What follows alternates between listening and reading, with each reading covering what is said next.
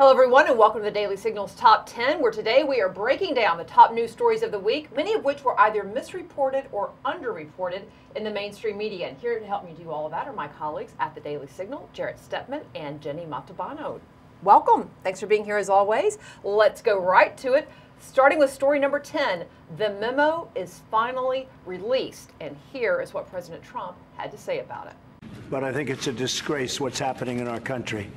And when you look at that, and you see that and so many other things, what's going on, a lot of people should be ashamed of themselves, and much worse than that. A disgrace, and people should be ashamed. Yeah, this is a huge story. Of course, everybody in Washington was waiting for this. I think around the country, people were waiting for this memo to be released. I think there was a lot of anticipation beforehand, and some of the revelations were fairly explosive. I mean, that these members of the FBI were essentially relying on this dossier, this Steele dossier, that had partisan origins and that was somewhat unreliable sources, was able to go to a FISA court and essentially tap the president and some of his inner circle. So there's definitely some large implications from this. And I thought one really a good way to kind of get an overview of why this is so important was a series of tweets given by Congressman Mark Meadows explaining this is not simply a partisan issue. This kind of gets to the heart of the abuse potentially by agencies and our Fourth Amendment rights not to be searched essentially by our government. And it did have very political implications based around the Trump campaign, and politics was this directed for partisan reasons. So there are a lot of implications with this story that, look, I mean, a lot of people who weren't really happy about this memo being released are probably going to continue to say, well, this really is no smoking gun. But there's a lot of serious implications here, and it's a reason why this investigation has to continue. Well, serious allegations for what you mentioned, but Jenny, also the fact that it's pretty clear the Mueller investigation would never have taken place or gotten started had this not occurred. And the dossier, as we now know, was a made-up document. So it all seems to kind of be based on fraudulent evidence. Yeah, there are huge implications from this, and I think it's going to take a couple of days.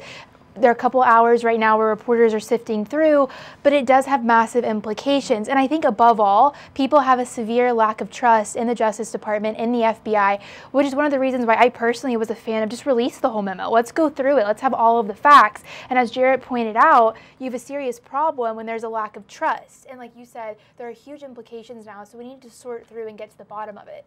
And Jarrett, there are those saying, well, look, this memo itself is a political document because it was put together by Republicans. Is there any reason to say, well, why don't we just release the original documents themselves? And then we can see which memos are pointing back to facts and which ones aren't. Absolutely. I think some of the narrative before this thing was even released was that, oh, this is maybe dangerous to national security. I saw nothing in this that suggested this is a danger to national security. If there's any danger, it's the danger to the American people. Look, we rely on the FBI. They do a lot of good work. They're an important agency. The idea that they can become weaponized for partisan purposes, I mean, smacks of things that goes on in the banana republic. We don't want that to happen in the United States. This is a republic. The American people have a right to know what's going on in their agency. Well, and after the memo came out, excuse me, you're right. And there are those who were saying, oh, this is, national security is involved, we're naming names. None of that turned out to be true, which shows they just kind of maybe wanted to keep it behind closed doors for the political reasons we've all talked about. All right, let's go to story number 9. As you may have heard, Republican members of Congress went on their retreat, but there was a train wreck on the way. Here's one of those members talking about how all the doctors that were also members of Congress jumped in to help. Yes, I went down and I saw Mike Burgess and Brad Winstrup trying to maintain an airway. The fellow had facial trauma, trying to keep his tongue out and again maintain airway. And I picked up his feet to try and get his blood going from his feet down to his heart and his brain. I looked to the right and there's a body there that looks like he's dead. But Dr. Phil Rowe was there, a congressman from Tennessee. My wife approached and others. There's an attempt to revive, but he was dead. I mean, that was pretty clear. And then we turned our attention back to, I never left my attention, but you kind of say, he's dead, focus here. So, Jenny, this was an unusual way to start the Republican retreat in a sad way, Yes. and that one folks, not one member, but one person here lost their lives. But what did you make of Congressman Cassidy and the others and how it played out otherwise? I thought they were real patriots and real heroes in dealing with what happened. It was another traumatic event involving the GOP. I think Senator Jeff Flake was involved with the baseball shooting that happened and with this. And I think what kind of gets lost in translation is that these congressmen, they're serving their country, their parents, their fathers. They are real people. And I think what sort of took me by surprise was the instant liberal backlash on Twitter, where there was just a severe lack of human decency that was sort of hard to watch, because there was what were people saying? Well, one particular tweet that kind of struck me. So Julie Plec is an executive producer on the CW. She formed a bunch of shows that I grew up watching. Obviously, she's liberal, but I always kind of admired her from a professional standpoint as a strong, powerful woman.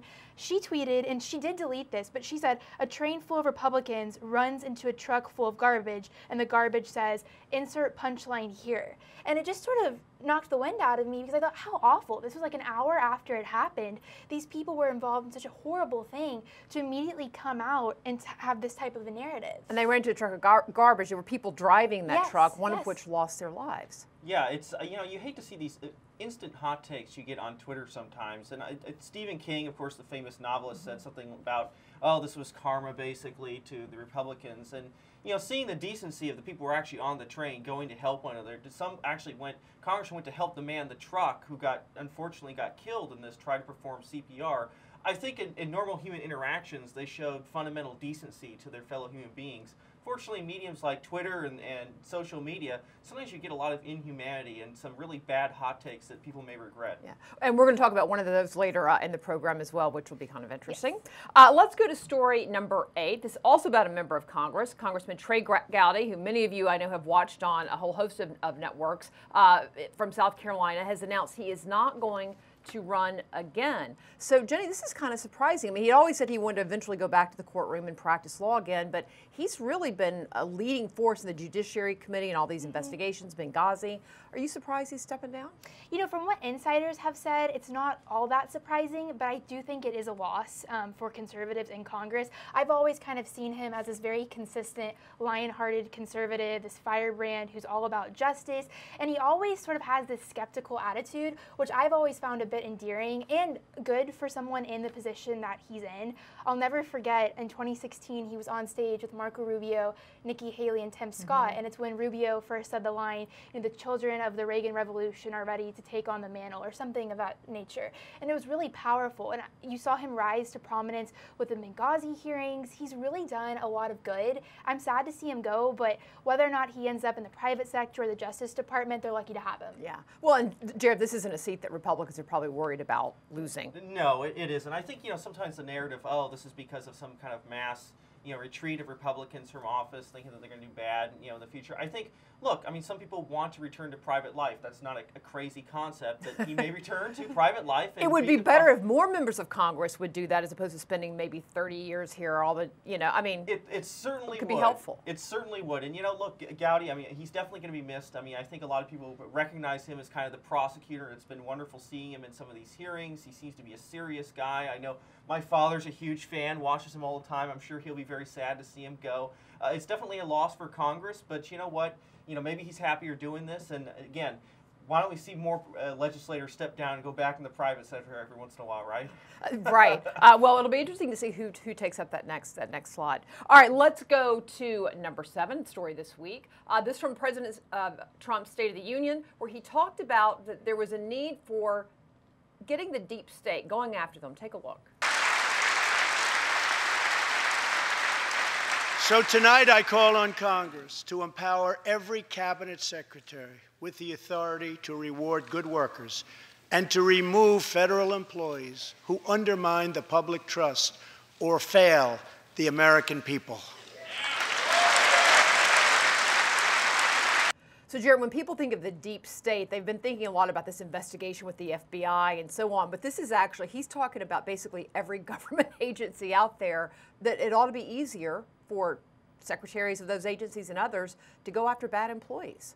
Absolutely right. And you know what? This has kind of been a pet issue for me, because it's one that not a lot of people know about. There are nearly 3 million Federal employees, most of whom have civil service protections, that have grown in the past century, they've been a part of the growth of the administrative state, they can't be fired for any reason. We have people that have committed felonies that have stuck in their jobs because it takes a year to go through multiple boards to get rid of some of these people. And I think what Trump is calling for here, a lot of people miss this line, which was actually a fairly dramatic proposal, which is let's loosen up some of these restrictions so we can get rid of the bad apples that don't even just exist in, say, the FBI, the EPA, the Department of all these different departments where there are people who aren't doing their jobs, who are doing bad things, or maybe in some extreme cases trying to resist the president's agenda. You know, is it right that these people just stay in their jobs permanently for the rest of their lives? I don't think that's the case, and it is good to see the president come out and say this and make this an issue and call on Congress to finally address it. Well, we have a story about this on the Daily Signal, dailysignal.com. And one of the things that's in that story,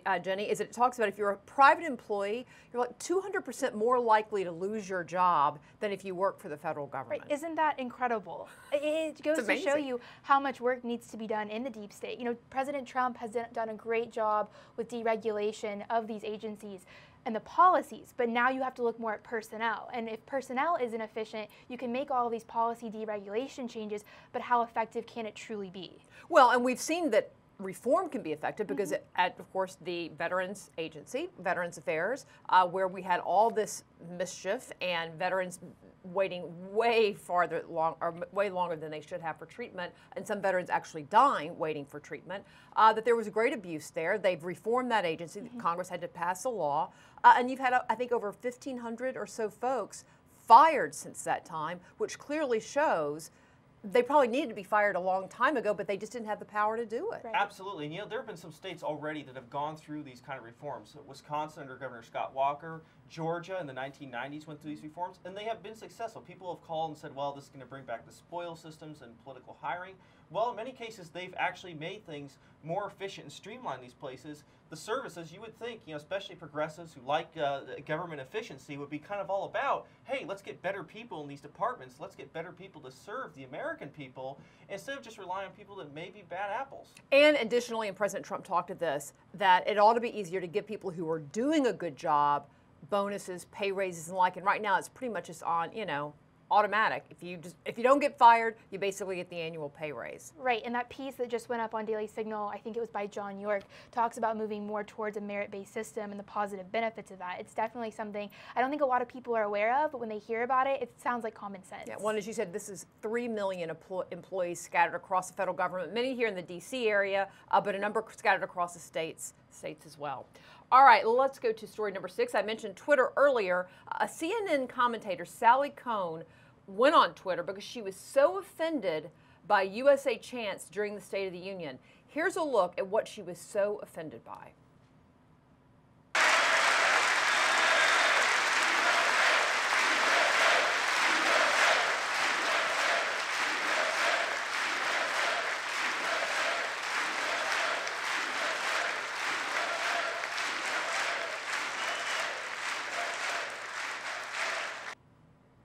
I mean, just outrageous, right? That was so offensive, people cheering USA, USA, and after the president's remarks that were basically highlighting our military, people who've given their lives for our country. Right. Isn't that incredible? He just gave his first State of the Union address. You're at the nation's capital.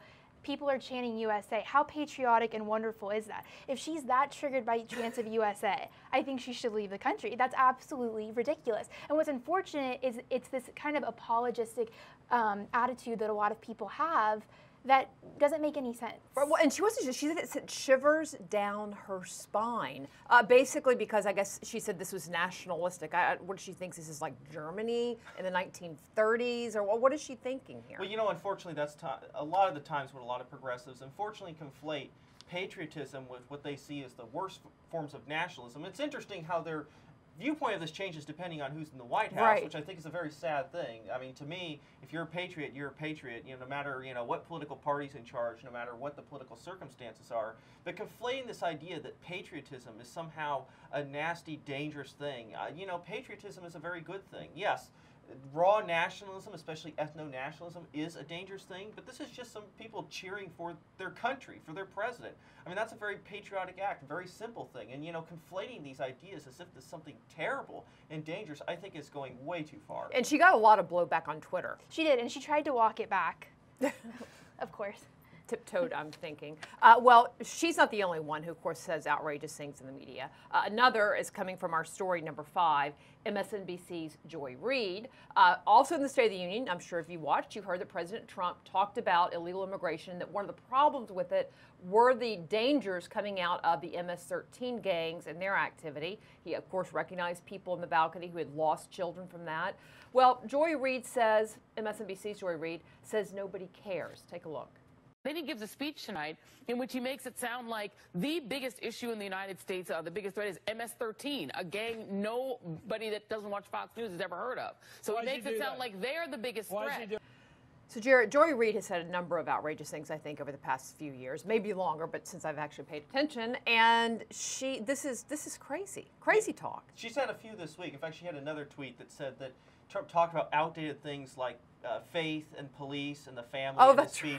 That came straight from the 1950s. If we can't have a future without faith, family, and police, I mean, what kind of future do we have? So this isn't the only crazy thing that she said this week. And, you know, this one, I mean, honestly, this is just, I mean, it's so crazy that, you know, she went for this tactic in what she tweeted out. But, you know, again, we've seen so much of this crazy rhetoric from Joy Reid and others, so I don't know. Well, and just she's claiming that the only people that can see it if you watch Fox News. Well, you know, it's unfortunate that CNN and MSNBC and these other networks, Jenny, have not covered MS-13 and the havoc they've reached, and not just Long Island, where these two families lost their 2 daughters. But I mean, this has been, Virginia has had a problem with. It's all over the country. It is, and it's not true that just Fox News viewers are the only ones that know about MS-13. But if it was true, then I would say good on Fox. These people, like President Trump, often says they're savages. They've ruined lives. It is a very prominent issue that we're facing right now. And to his credit, Jeff Sessions has done a fantastic job. Our own Fred Lucas reported on the Daily Signal, I think arrests of MS-13 gang members are up by 83%, and President Trump retweeted this.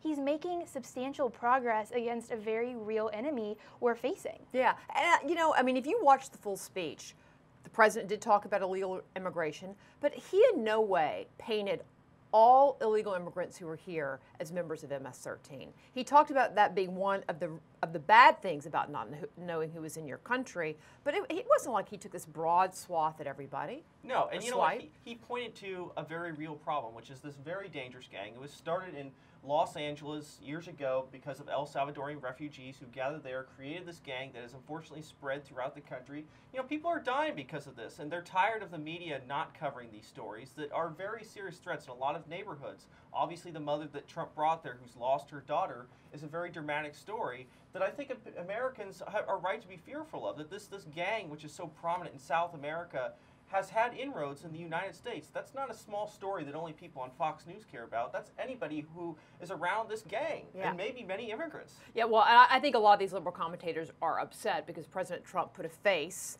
on these problems, and when you humanize them and personalize them, people really have a much bigger stake in what happens legislatively to it, and they don't like that. All right, let's go to story number 4. Jared is fired up about this one. As it turns out, in New York State, all prisoners in New York State are going to be getting free tablets. So I don't know if they're iPads or what they are, but they're going to get some free tablet. Well, they're already giving out education to everybody, including illegal immigrants. Why not give everybody in prison a free tablet? What's wrong with that? What is this, a Motel 6? I mean, this is what, I mean, I can't believe. And look, I mean, they say that, you know, there are going to be security measures in place so that they can't, you know, communicate people we don't want them. They're not going to have internet. They're not going to have internet. They'll have a few hours a day to send emails and get educational materials. But if we've seen anything, especially for people that are in these prisons, is they're incredibly resourceful at organizing with each other to engage in illegal activity. This just gives them one more way to do it. And frankly, you know, we have a lot of schools in this country that can't have access to things like iPads and whatnot. We're giving these things to prisoners and people who are in these kind of prisons. Well, and if I read it correctly, it's over 50,000 people are in New York State prisons, Jenny. So that you're right. That's a very good point, Jarrett. 50,000 of these iPads, whatever they are, tablets, are going to be given to prisoners. And I'm going to bet the school system up there could use a few things. Of course. You know, this is the same state that's suing the federal government. They're trying to pay for all Dreamers' education by slipping things into the budget. And now, through a state contract, they're trying to give prisoners these tablets. It does seem backwards, and to Jared's point, it does seem like it's inviting trouble. It doesn't seem like the best use of funds. We'll have to keep an eye on it. Yeah, let's do. We shall. All right, let's go to story number 3, going back to MSNBC, but this is a little different than what normally happens over at MSNBC.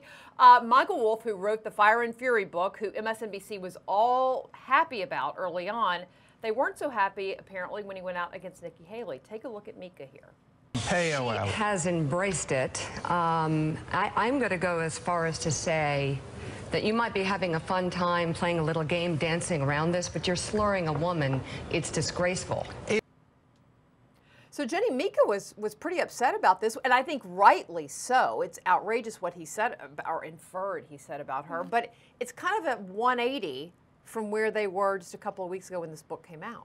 Yes, this is true. And I also thought, as great as it was when Mika kicked him off the set, I also thought he never should have been given that platform in the first place, because he went on after he doubled down on Nikki Haley and these disgusting rumors. I think Nikki Haley is one of the most valuable assets the U.S. has right now, and to promote this kind of disgusting rhetoric about how she got to the place she's in, he should be appalled and ashamed, and the media should completely ice him out. He shouldn't have these platforms.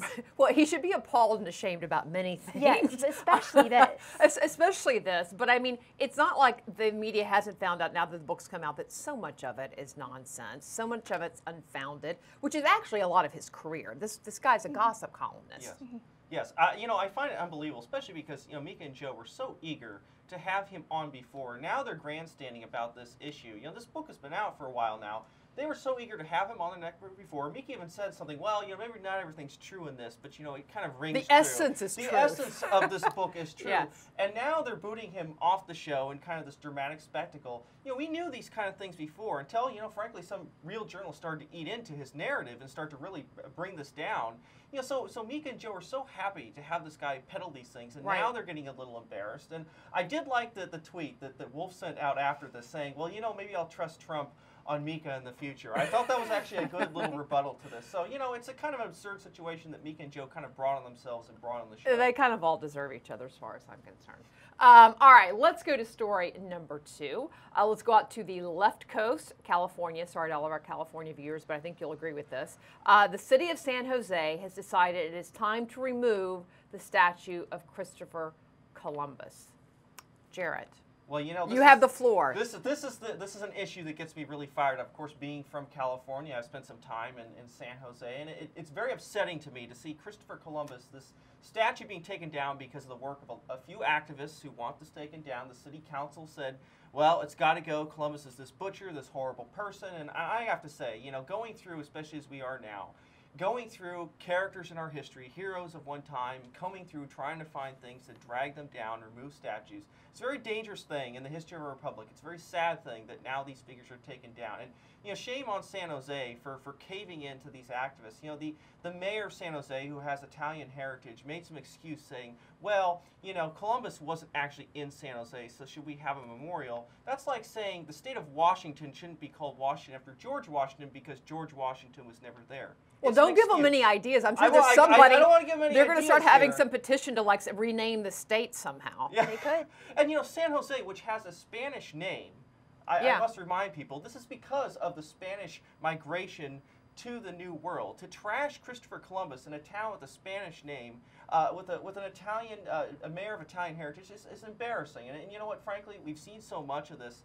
You know, people really need to speak out. You know, when they do see parts of their history being thrown out like this, people need to stand up and say something. They need to defend individuals like Christopher Columbus. I mean, frankly, without Christopher Columbus, there'd be no America, period. To see activists who have been so successful in tearing down statues in City Hall is an embarrassment. The fact that no museum would take this statue, I have to say, is absolutely incredible. You know, I hope somebody picks up the statue from City Hall, some good patriot. Well, I was saying that we should maybe pick it up and put it out here at the Heritage Foundation. There may be some room out front. We have an eagle out front, which goes into our next story. We could find some room. All right, Jarrett, thank you. Unfortunately, that will not be the last story we have about statues, I'm sure. Well, speaking of, I just mentioned eagles. people are saying that perhaps this upcoming Super Bowl is going to be the most American Super Bowl because we have Patriots versus Eagles. I don't know if that's accurate or not because I'm not a fan of either of these teams, so I kind of think they're anti-American. But no, let's want to get your all's predictions on this, and do you think it's going to be well watched, considering all of the controversy this past year? I myself didn't watch a lot of NFL football this year. I did end up watching some of the playoffs. I am going to watch the Super Bowl probably on Sunday. What are your all's take? You think a lot of folks are going to tune back in for the big game? Well, I think the NFL needs all the help they can get, so maybe these very patriotic names will help pull some people back in. You know, just today I was reading an article about how much viewership is still declining, and the data shows these aren't viewers that they can necessarily get back. So they're facing a very real problem, and it's so unfortunate because I've admitted on the show before, I'm not a huge football fan. I am from Texas, but the Super Bowl weekend itself is such an important American pastime and event. So it'd be really sad to see it kind of disintegrate and go away. I think people will still enjoy it. I don't really have a preference on team, but it's still a good opportunity for people to get together. Yeah. What do you think, Jared? Yeah, I mean, I can't say I'm a fan of either one of these teams. I've, had a, deep passion against the Patriots, even though I'm very patriotic. I don't like the Patriots. They've won a few too many of these Super Bowls. I can admire the fact that some question whether how patriotic they were in winning them and whether that was all legal and exactly. But it is a big test. We're going to get a lot of hate mail from Patriots we certainly fans. are from You know Patriots that, yes. fans. But you know what? It is a big test for the NFL. I mean, they've had such a tumultuous season. They've had a lot of politics that unfortunately have entered the sport. You've had the controversy over this ad where a pro-veteran group wanted to have just basically say simply stand for the national anthem. That was nixed. So there's a lot of politics that's surrounding this. We'll see. I mean, if the ratings stay as high as previous Super Bowls, it would be sad to lose. This was become a real national tradition. I mean, it's almost like a national holiday to a certain extent. It'd be sad to see that kind of falter in the public eye. I'm still wondering if President Trump is going to show up like he did at the college football national championship and come out and do the Pledge of Allegiance on the field. I think that would be awesome. I totally think he should do it. All right, final predictions: Patriots or Eagles? Yeah, unfortunately, I got to say it's going to be the Patriots. I mean, they're the huge favorites, and I realize they've lost a few Super Bowls. They've lost some bigs where the Giants were the underdogs, but I just can't see it. Tom Brady, Bill Belichick. This is kind of maybe a last hurrah for them in the Super Bowl. I just can't see them losing this one. I have to agree with Jarrett. Something I've learned is that Tom Brady always finds a way, and I think in something this high stakes, he's got the mental game that he needs to take them across the finish line. Well, I'm going to go for the Eagles. I can't stand them. I call them the dirty birds any other week of the year. But on Sunday, I'm going to wear the green, and I hope you guys pull it out. All right. Thank you all very much for being here. Have a fun Super Bowl Sunday if you decide to watch. Thank you all for joining us. We are going to leave you now with President Trump did a lot of great things in the State of the Union. But one of the more aspects that was very visionary, if you might say that, and inspiring was this clip about dreamers. Take a look. My duty and the sacred duty of every elected official in this chamber is to defend Americans, to protect their safety, their families, their communities, and their right to the American dream. Because Americans are dreamers too.